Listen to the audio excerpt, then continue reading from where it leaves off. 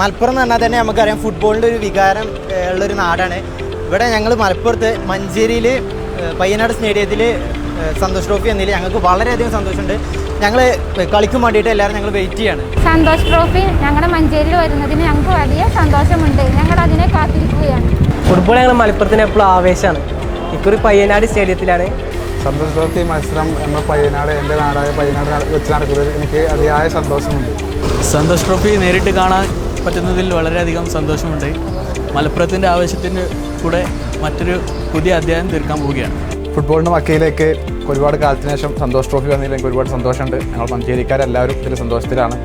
മലപ്പുറം ജില്ലയിലേക്ക് സന്തോഷ് ട്രോഫി എത്തിപ്പെടുക പറഞ്ഞാൽ ഞങ്ങൾ മലപ്പുറം ജില്ലക്കാർക്കൊരു ഭാഗ്യമാണ്. കാരണം ഫുട്ബോൾ കളി കാണുന്നതിലും അതിനെ പ്രോത്സാഹിക്കാനും ഞങ്ങളൊക്കെ വെച്ചേക്കാൻ മിക്കവാറും ആരുമില്ല എന്നുള്ളൊരു എന്താ പറയുക, ഒരു അഹങ്കാരം ഞങ്ങൾക്കുണ്ട്. ഇപ്പോൾ ഞങ്ങൾക്ക് അനുവദിച്ചിട്ടില്ല. വളരെയധികം സന്തോഷമുണ്ട്.